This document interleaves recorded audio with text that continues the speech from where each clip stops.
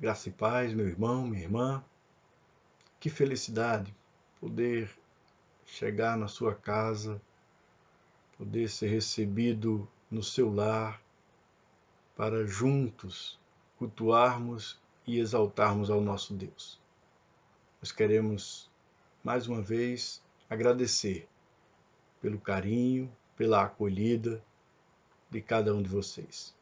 Vamos juntos glorificar e exaltar o nosso Deus nesse tempo que reservamos para estarmos juntos, mesmo que virtualmente. Vamos iniciar esse culto orando e entregando as nossas vidas nas mãos do Senhor. Pai querido, nós estamos reunidos no Teu nome, apesar de fisicamente distante um do outro. Mas estamos, ó Deus, no entendimento de que o Senhor está presente, onde 2 ou 3 estiver reunidos no Teu nome. Nós Te rendemos graças por mais esta oportunidade que temos de estarmos conectados e unidos no nome do Teu Filho, Jesus.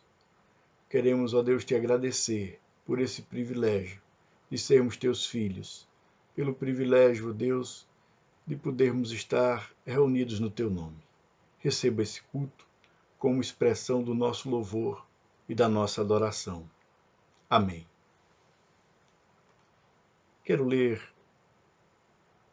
um versículo que se encontra no livro do Apocalipse, capítulo 4, versículo 11.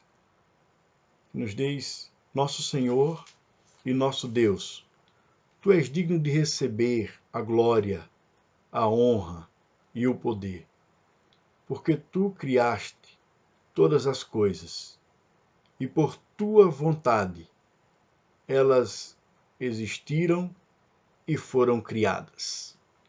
Nós vamos louvar o Senhor, porque Ele é digno de receber glória, honra e poder. Louvemos juntos ao nosso Deus. Tu não habitas em tendas, nem em templos feitos por mãos, eterno, perfeito, princípio e fim, acima das religiões. Não há nada no céu, na terra ou no mar, semelhante a Ti, Senhor. Tua imagem está revelada em nós, expressão do Teu amor incomparável. Senhor, Tu és. Tua voz ressoa como um trovão, e as nuvens são o pó dos Teus pés, incomparável. Senhor, Tu és. Minha alma está apegada a Ti, Senhor, incomparável és. Tu não habitas em tendas, nem em templos feitos por mãos, eterno, perfeito, princípio e fim, acima das religiões. Não há nada no céu, na terra ou no mar, semelhante a Ti, Senhor. Tua imagem está revelada em nós, expressão do Teu amor incomparável. Senhor, Tu és.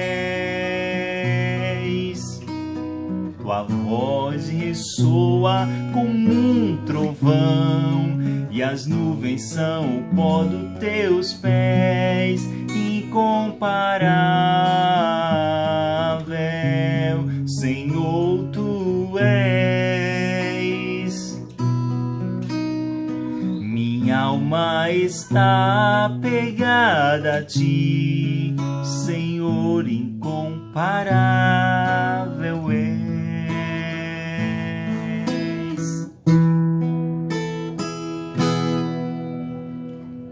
Amém. Teremos agora um momento missionário, com mais informações, e aproveitaremos para cantar juntos o hino oficial da nossa campanha. Pela vida que há em Jesus, eu coopero. A vida em Jesus eu coopero foi um tema escolhido por volta de outubro, novembro do ano passado.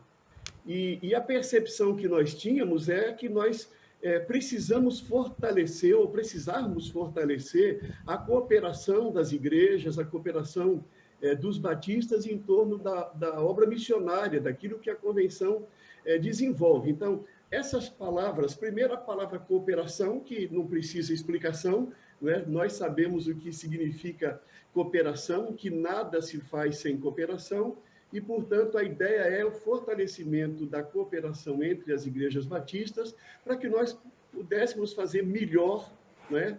Avançar mais na obra missionária.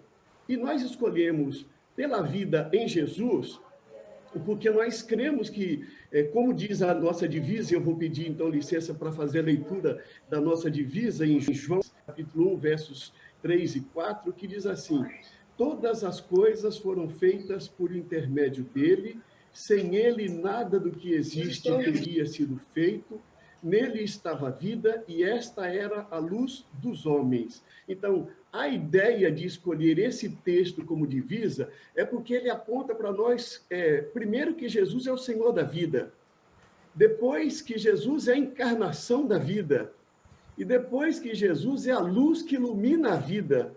Então, nós ficamos pensando, o que é que une o povo batista? Daí nós, então, temos escolhido pela vida em Jesus, eu coopero, ou seja, o motivo da nossa cooperação é a pessoa de Jesus. Então, pela vida em Jesus eu coopero, é porque a ideia de que ele é o Senhor da vida, a encarnação da vida, a luz que ilumina a nossa vida, e é em torno dele, portanto, que nós giramos, a nossa razão de existência, a nossa razão de esperança é a pessoa de Jesus. Graça e paz, irmãos. É um prazer falar sobre missões.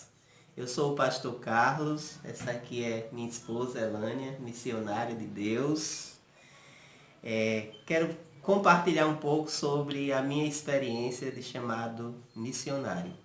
Nós sempre fomos envolvidos na igreja local, na igreja em que nós fazíamos parte como membro, a primeira igreja batista em Serra Talhada, e tivemos o nosso comissionamento após um treinamento de missões no ano de 98. Éramos noivos. E logo após, em 2001, nós tivemos a nossa primeira experiência missionária para revitalizar e consolidar um trabalho numa cidade pouco mais de 7 mil habitantes, a cidade de Calumbi, no centro do sertão de Pernambuco. Isso foi realmente um grande desafio para nós, mas Deus honrou o nosso chamado. E depois de trabalharmos lá por mais de 4 anos, na pregação intensiva do Evangelho, na cidade e também na zona rural daquela comunidade, podemos testemunhar, vidas sendo alcançadas, vidas sendo salvas. E durante 4 anos, nós vimos ali uma igreja se levantar no poder do Evangelho de Cristo, porque esse é o desejo do Senhor, consolidar o seu povo aqui na terra. Quando estávamos lá em Calumbi, tivemos a oportunidade de conhecer um campo missionário desafiador também, que era a primeira igreja batista na cidade de Floresta. E aí, quando tivemos o contato com a comunidade, com a necessidade da igreja, Deus falou ao coração do pastor Carlos sobre a necessidade de assumirmos esse desafio. Então, tivemos que dizer sim ao chamado do Senhor, porque quando Deus coloca esses propósitos no nosso coração, a gente tem que mais obedecer, porque o melhor lugar para estarmos é no centro da vontade de Deus. E aí ficamos dando assistência à Igreja Batista em Calumbi, simultaneamente à Igreja Batista em Floresta. Durante 6 meses, né, nós ficávamos revezando a assistência à igreja. Um final de semana os dois estávamos num dos campos, no outro final de semana a gente estava um em um campo, outro num outro campo, fazendo o possível para que o trabalho missionário do Senhor pudesse avançar. E ali tivemos a oportunidade de conhecer uma igreja que, fisicamente falando, né, estava com um aspecto de obra inacabada. E quando a gente chegava naquela comunidade conversando com as pessoas, algumas pessoas diziam: gente, a Igreja Batista aqui ainda está aberta? Né? Para mim tinha fechado. Então a gente foi percebendo, né, que infelizmente o trabalho batista ali naquela comunidade não estava causando impacto, né? Não estava fazendo o que a igreja é chamada para fazer, que é anunciar o Evangelho de Cristo. E aí Deus nos deu esse ministério, né, de revitalizar, de ajudar na revitalização.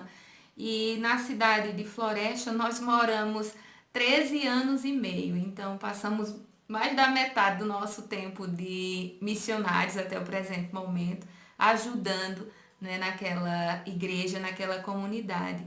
E Deus é tão maravilhoso, colocou vários desafios no coração do pastor Carlos e a igreja lá que ele foi salvando, que ele foi firmando, foi abraçando esses desafios. Um deles era a construção de um novo templo e graças a Deus conseguimos concluir esse objetivo. Outro era ser uma igreja relevante que pudesse abençoar não só a comunidade local, mas a região. E por meio da igreja lá em Floresta, vários campos ali das cidades circunvizinhas puderam ser ajudados, assistidos, né, no trabalho missionário batista ali da nossa região. E depois desse trabalho, Deus coloca em nosso coração um novo desafio. É a cidade de Arco Verde, para ajudar a revitalizar uma igreja já de 90 e poucos anos. O Senhor nos impulsiona a essa nova responsabilidade missionária. E estamos aqui há 3 anos, né, ajudando os nossos irmãos. E temos visto, né, aqui o agir de Deus, a igreja começando, né, a pulsar por missões, a desencadear um crescimento saudável, né? E assim o Senhor tem nos usado, né, no nosso ministério, né, que já vai completar 20 anos. E eu quero dizer que é uma honra, é um prazer ver o que Deus faz através de vidas obedientes. Eu quero deixar um versículo, né, que fala muito ao meu coração, em Atos 20 e 24, que retrata do apóstolo Paulo, onde ele diz: porém, em nada considero a vida preciosa para mim mesmo, contanto que complete a minha carreira e o ministério que recebi do Senhor Jesus para testemunhar o Evangelho da graça de Deus. Amém. No outro momento, eu creio que o Senhor nos dará a oportunidade de estar junto com os amados irmãos e podermos explicar mais sobre o que Deus tem feito através da vida daqueles que se colocam à disposição. O chamado para o profeta Isaías continua ecoando nos nossos ouvidos, né, falando forte aos nossos corações hoje, porque existe uma grande obra para ser feita e a gente precisa se colocar à disposição, como o profeta se colocou, dizendo: eis-me aqui, envia-me. E queremos incentivar a amada igreja a abraçar essa obra missionária, a gastar a sua vida, a usar o que você puder, o máximo de recursos que tiver ao seu alcance, para que mais pessoas possam conhecer Jesus Cristo. Acho que a coisa mais linda que a gente pode ver na face da terra é uma pessoa sendo alcançada e transformada pelo poder do Evangelho.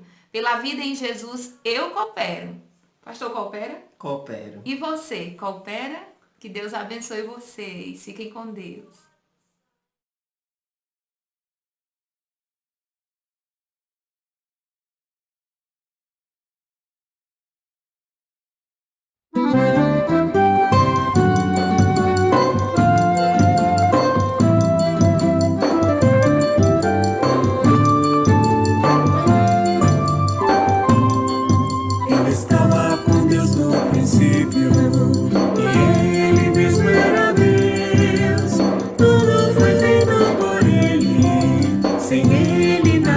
se fez.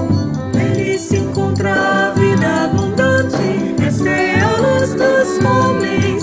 Jesus comunica, aproxima e convive, paz e harmonia refez. Pela vida em Jesus eu coopero, com o que sou e minhas ações. Pela vida em Jesus eu coopero, com minha igreja e com missões. Pela vida em Jesus eu coopero, com o que sou e minhas ações. Pela vida em Jesus eu coopero, com minha igreja e com missões.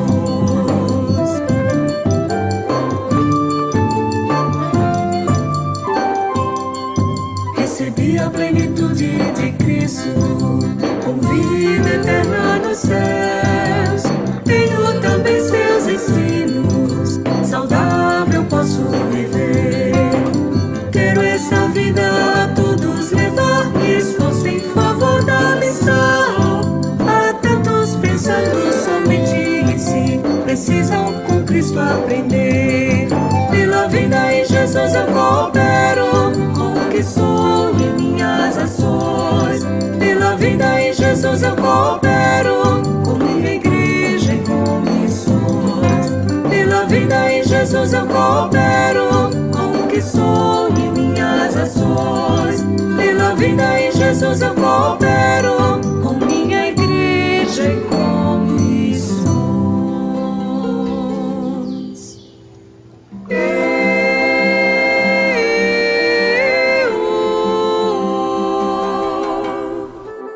As igrejas precisam orar e se unir, vidas, recursos e posses investir.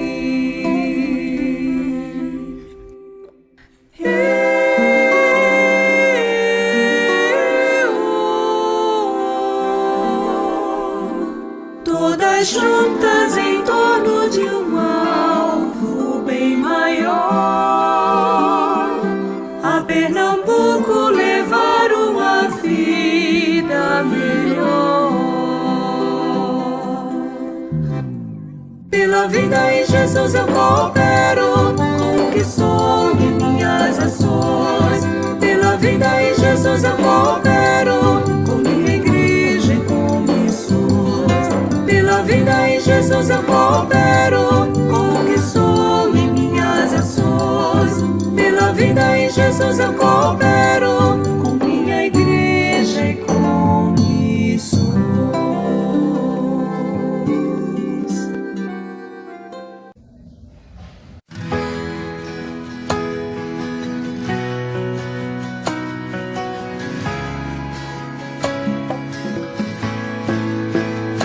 Eis-me aqui outra vez, diante de ti abro meu coração, meu clamor tu escutas e fazes cair as barreiras de mim. És fiel, Senhor, e dizes palavras de amor, de esperança sem fim. Ao sentir teu toque, por tua bondade libertas meu ser no calor desse lugar. Eu venho me derramar, dizer que te amo, me derramar, dizer te preciso, me derramar, dizer que sou grato, me derramar, dizer que és formoso.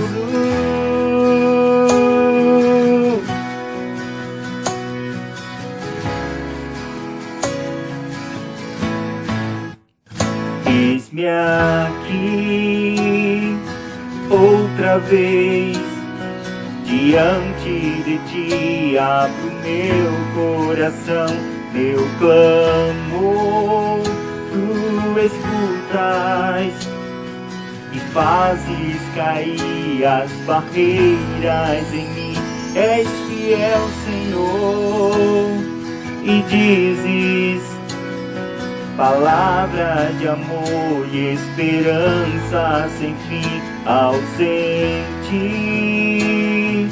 Teu toque, por tua bondade, libertas meu ser no calor desse lugar.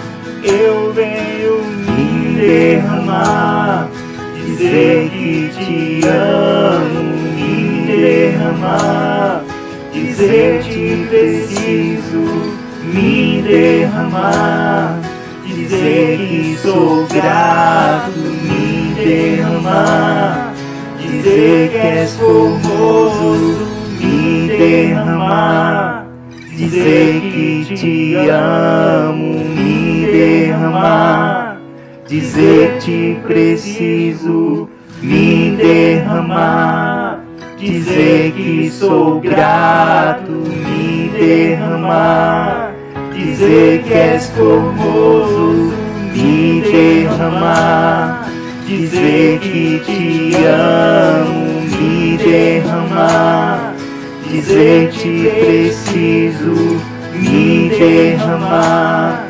dizer que sou grato, me derramar, dizer que és formoso.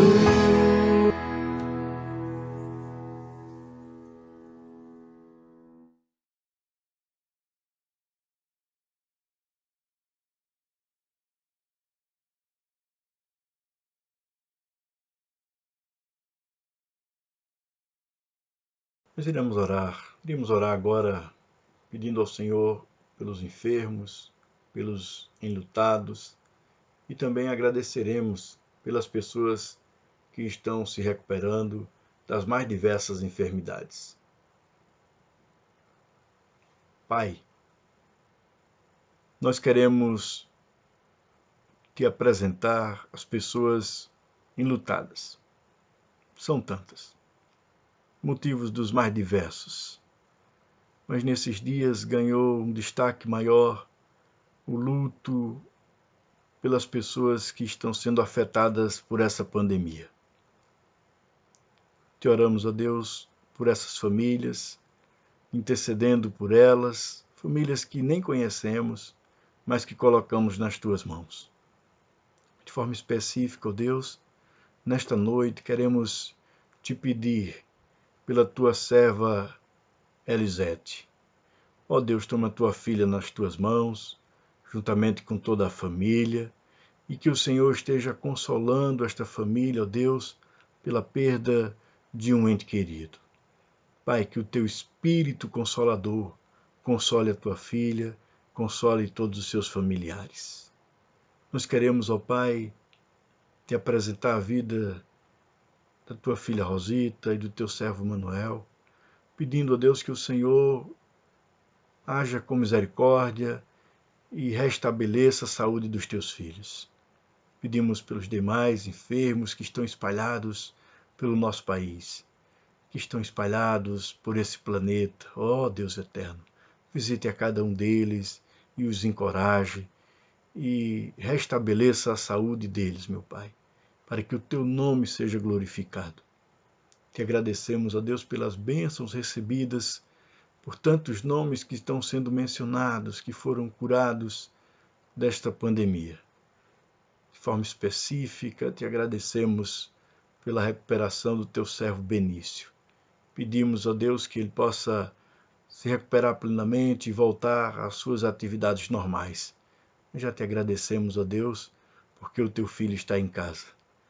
Também, ó Deus, te agradecemos pela sogra de Beijinha, ó Deus, que estivemos orando durante esse tempo.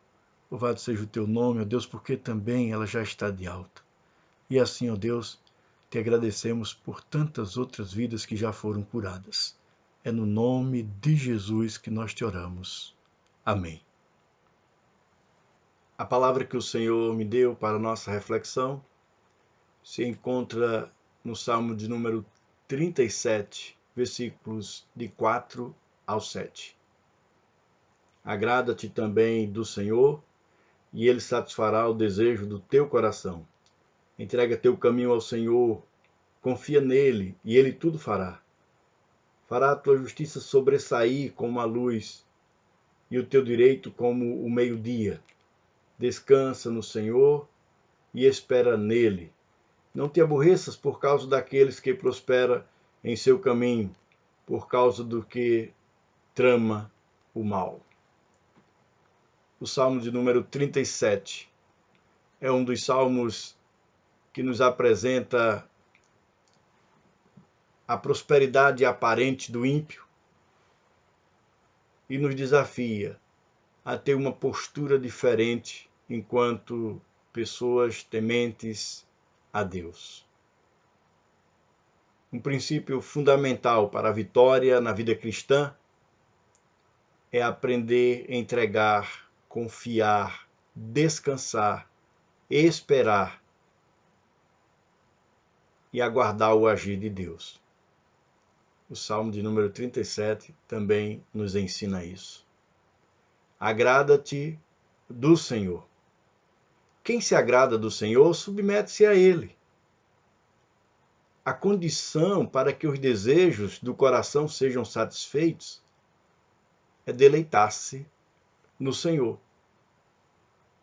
Deuteronômio, capítulo 5, versículo de número 33, nos diz: Andareis conforme o Senhor vosso Deus vos ordenou, para que vivais, estejais bem e tenhais vida longa na terra que ireis possuir. O autor sagrado não esperava apenas por recompensas recebidas no pós-túmulo, mas por bons acontecimentos aqui e agora. O capítulo seguinte de Deuteronômio mostra claramente como seria essa proposta. Deuteronômio 6, versículos de 4 a 6. Ouve, ó Israel, o Senhor nosso Deus é o único Senhor. Amarás o Senhor teu Deus de todo o teu coração, com toda a tua alma, com todas as tuas forças. E estas palavras que hoje te ordeno estarão no teu coração. Claramente, haveria recompensa para aqueles que estavam assumindo compromisso com Deus. O povo de Israel tinha que reconhecer que Deus era Senhor, que não existe outro Deus, porque Deus era único, e esse Deus deveria ser amado, não de qualquer forma. Deveria ser amado de todo o coração, com toda a alma, com toda a força dos seus seguidores. E esta palavra deveria estar no coração deles. Somente com a palavra escondida no coração, com esse entendimento de quem é Deus, com o reconhecimento de que Ele é único, é que o povo de Israel conseguiria prestar um culto verdadeiro, uma adoração ao Deus único. Agradar-se do Senhor é permitir que Ele tenha a primazia em nossas vidas. Não existe outro. Não há ninguém que se equipare a Ele. Não há um outro Deus digno de ser louvado. Nem mesmo os meus projetos pessoais são mais importantes do que o meu compromisso firmado com o Senhor. É na presença do Senhor que vou definir os passos que darei. É na presença do Senhor que os seus seguidores irão organizar a sua vida. Não por aquilo que der na sua cabeça, não pelas suas ideias pessoais, mas pela orientação que vem da palavra do Senhor. Entrega o teu caminho ao Senhor. Para o salmista, a vida se assemelha a uma vereda, uma estrada, um caminho que deve ser percorrido. Ao longo desse caminho teremos muitas paradas, reinícios, lugares escabrosos, subidas íngremes, descidas perigosas. Neste caminho existem desvios. nos quais algumas pessoas se perdem. Trechos bons, trechos maus, lugares difíceis, lugares fáceis. Mas como lidar com tudo isso? Entregar o caminho ao Senhor é reconhecer que somente o Senhor nos guiará com sucesso, do berço à sepultura. Seja o que for que você necessite ao longo do caminho, Deus estará ali para ajudá-lo a vencer e a completar uma viagem bem-sucedida. O final do versículo 5 nos diz: e ele tudo fará.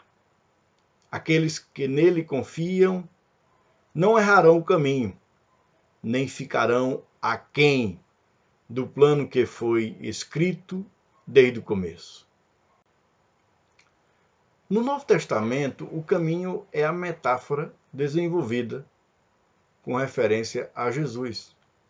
O próprio Jesus afirmou, João capítulo 14, versículo 6, eu sou o caminho, a verdade e a vida, e ninguém vem ao Pai a não ser por mim.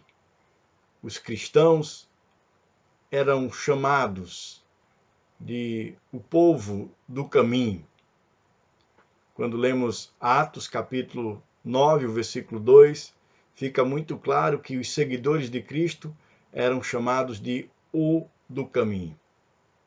Há um relato histórico de que os índios americanos chamavam os cristãos de a estrada de Jesus. Ao afirmarmos que Jesus é o caminho que nos conduz à vida, fica claro também que existem outros caminhos que conduzem o homem à destruição, outros caminhos que conduzem o homem em direção ao pecado, há os caminhos que levam o homem a se distanciar dos projetos de Deus. Jesus é o único caminho que nos conduz a Deus. Entregar o nosso caminho ao Senhor é o mesmo que confiar a Ele todos os nossos cuidados, apresentarmos a Ele todas as nossas necessidades. Como diz o Salmo de número 55, versículo 22, e Ele te susterá, jamais permitirá que o justo seja abalado. Provérbios 16, o versículo 3 nos diz, confia ao Senhor as tuas obras e os teus desígnios serão estabelecidos. Só conseguiremos êxito, só conseguiremos alcançar a vitória em conformidade com o projeto de Deus se permitirmos que Ele mesmo direcione, que Ele mesmo conduza a nossa caminhada de fé.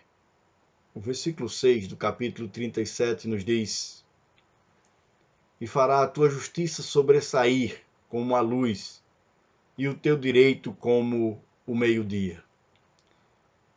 Este versículo é a continuidade desse compromisso firmado com o Senhor. Porque entregamos o nosso caminho ao Senhor, a nossa justiça irá se sobressair como a luz. Não teremos nada a esconder de ninguém, a nossa vida será como que um livro aberto, onde aqueles que convivem conosco vão perceber claramente o nosso compromisso, a nossa lealdade, o nosso temor ao Senhor. Aqueles que temem ao Senhor se comprometem em andar de uma forma digna, de uma forma justa. E da mesma forma que as trevas não subsistem diante da luz, assim também o pecado, a injustiça, a maldade não estará presente na vida daqueles que entregaram o seu caminho ao Senhor. Não estará presente na vida daqueles que andam pelo caminho que é Jesus. O teu direito como ao meio-dia é uma expressão facilmente entendida por quem trabalha no campo.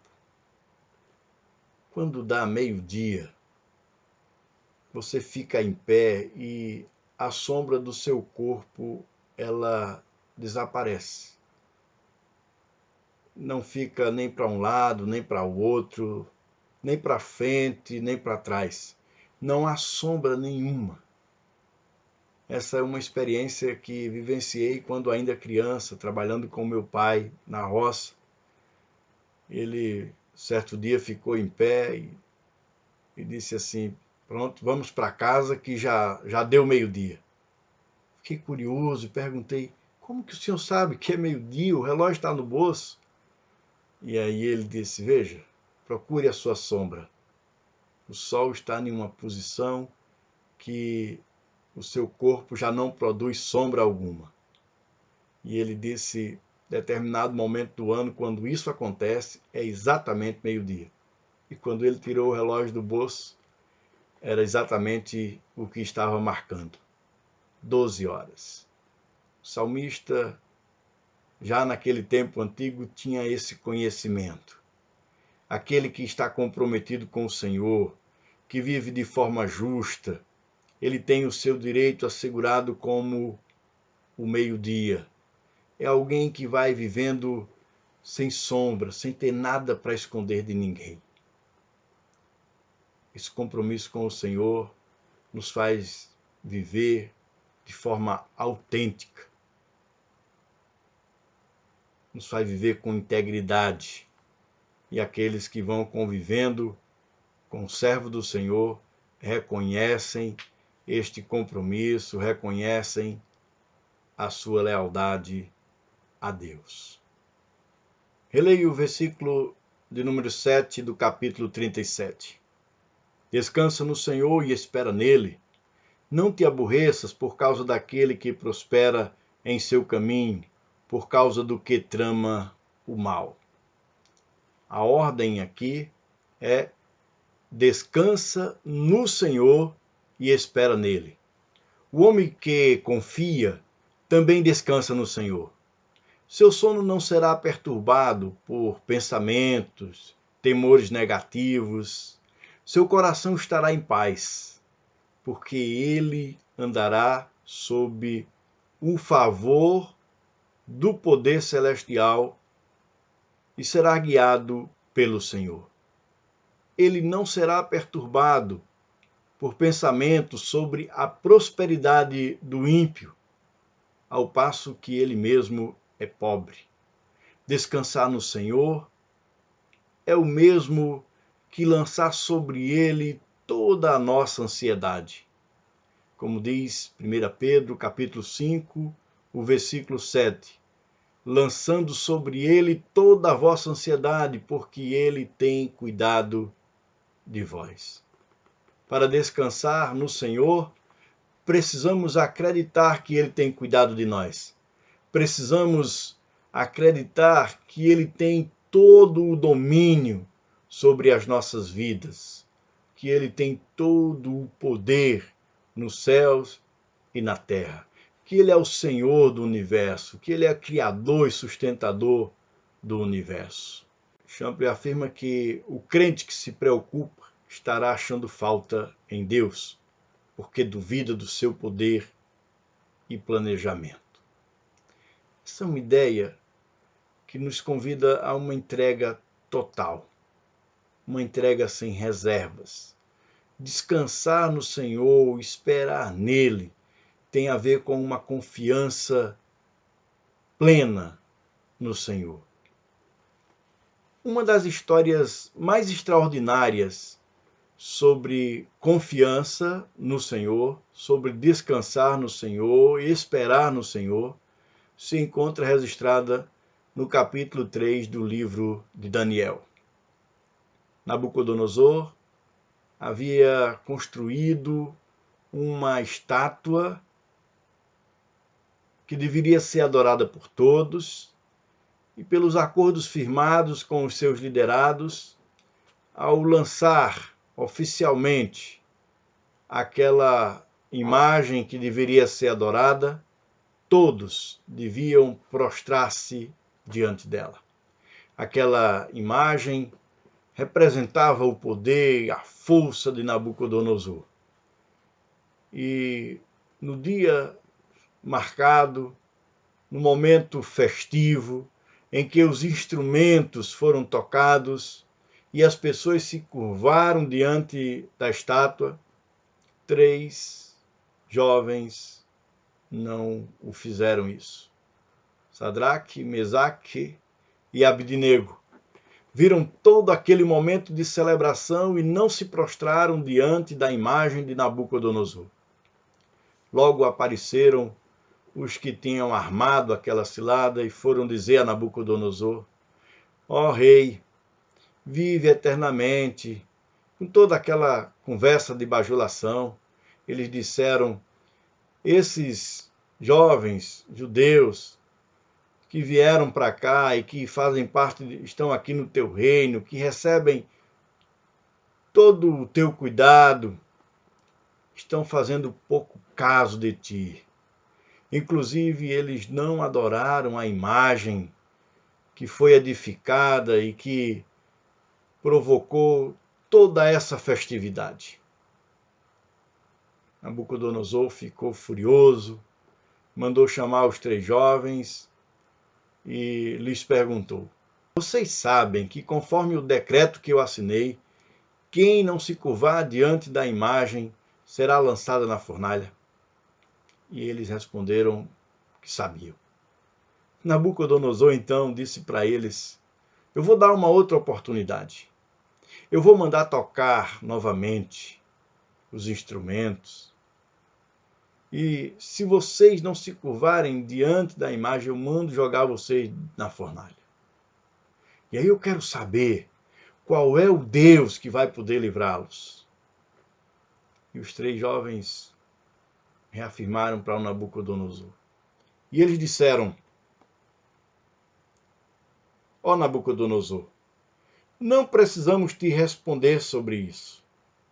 O nosso Deus a quem cultuamos pode nos livrar da fornalha de fogo ardente, e ele nos livrará da tua mão, ó rei.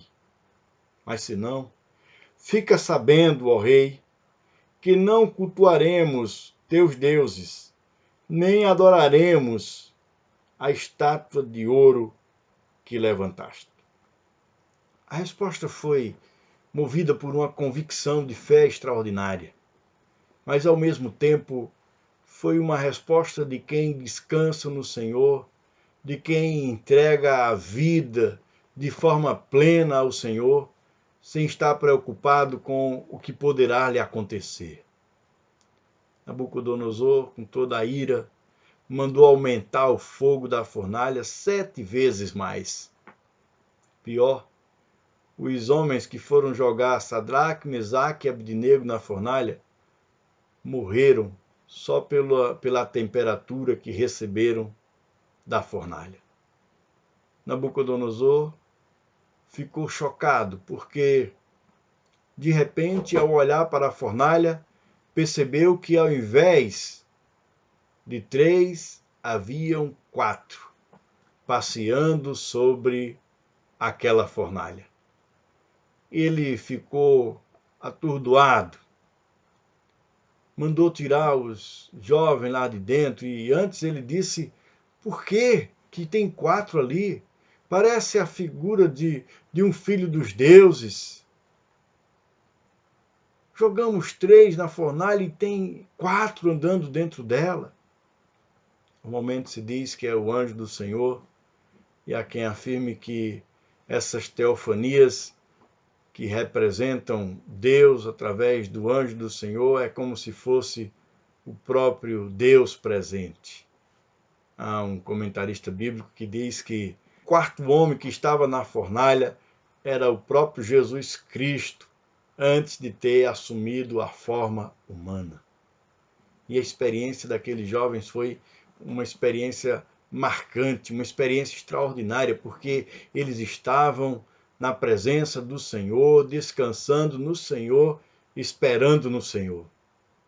Mas eles tinham um entendimento que deve nos acompanhar.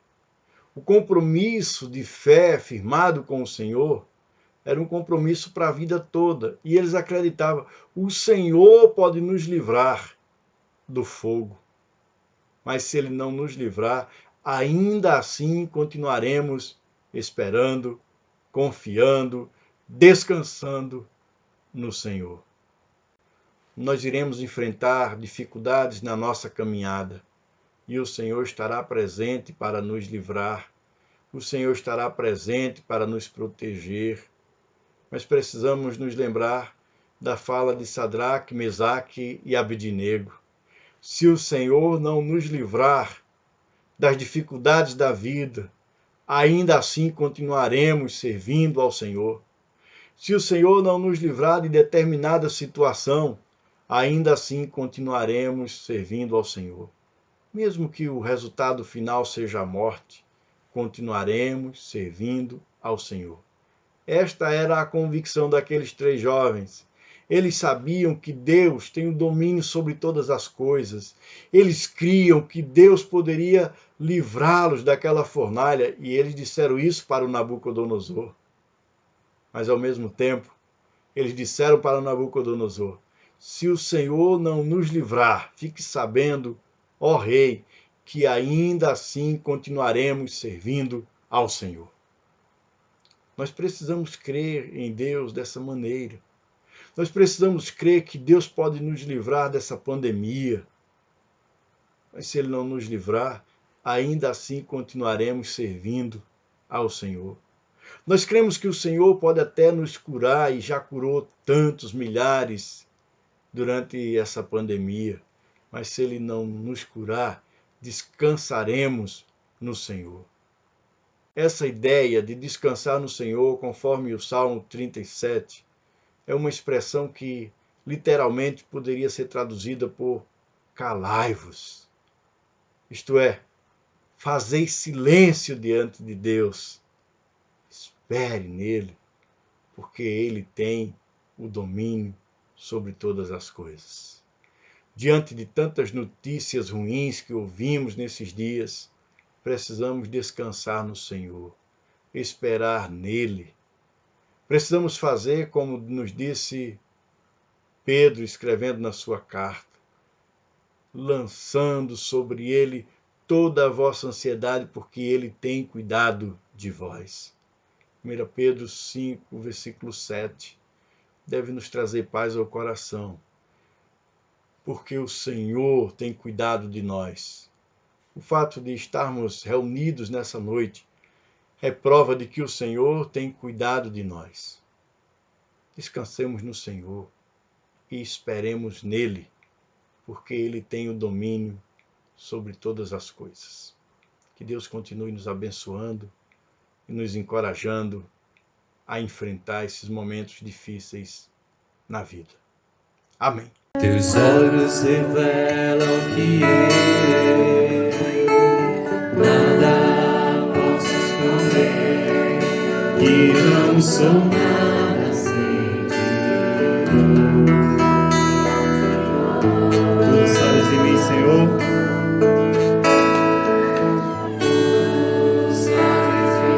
Quando sondas o meu coração, sei que tudo podes ver.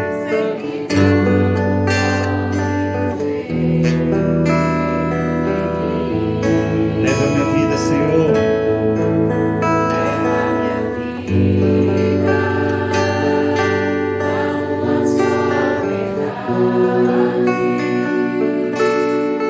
E quando me sondas, nada posso ocultar. Eu sei, Senhor, Que a tua fidelidade leva minha vida mais além do que eu posso imaginar.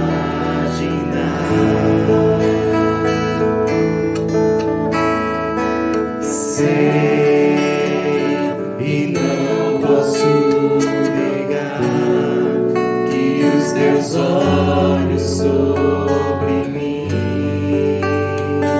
me enchem da tua paz. adora Ele, igreja. Sei que a tua fidelidade, Senhor, Que a tua fidelidade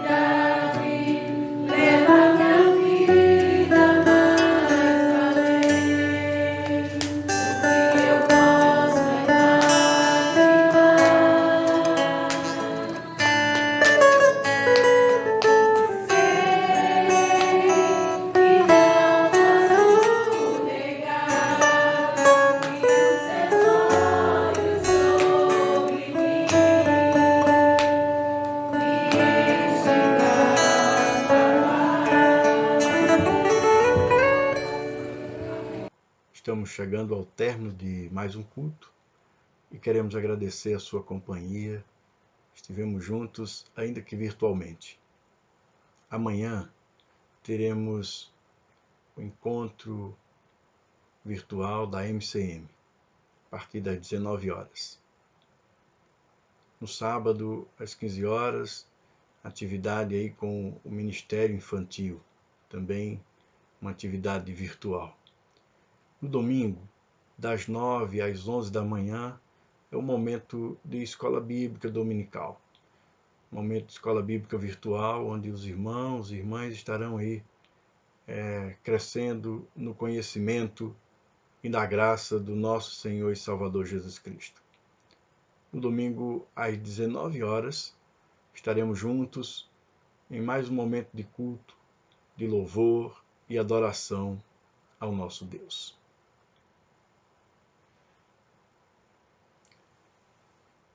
Senhor, nosso Deus e nosso Pai, mais uma vez, Senhor, quero apresentar nas Tuas mãos cada família que está, ó Deus, nesse tempo de pandemia, em casa, buscando a Tua presença em família.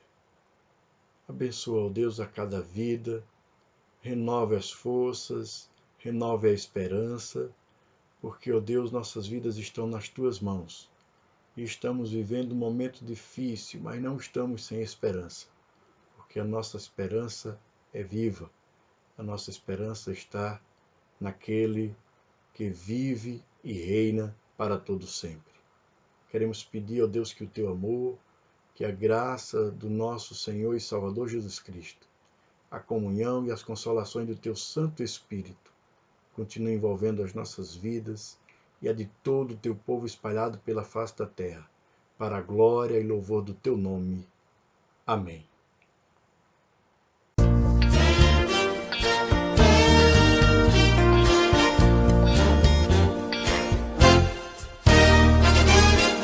A minha esperança está no Senhor. Se a vida apresenta motivos para desanimar, A minha esperança está no Senhor. se as nuvens escuras não querem passar, A minha esperança está no Senhor. se alguém que eu amo vier me ferir, A minha esperança está no Senhor. se às vezes me esqueço de amar ou sorrir, A minha esperança está no Senhor.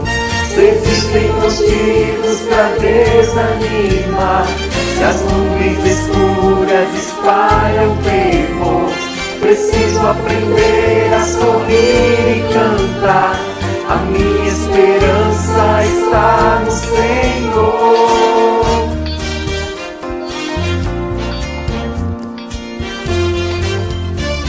Eu quero erguer minha voz em louvor e a minha cantar. esperança está no Senhor, De dia e noite, em qualquer lugar, a minha esperança está no Senhor, em qualquer caminho por onde eu passar. a minha esperança está no Senhor, Eu quero dizer, vale a pena confiar.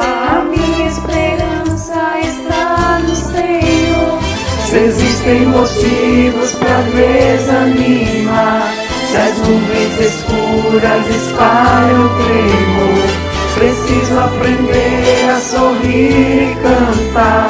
A minha esperança está no Senhor.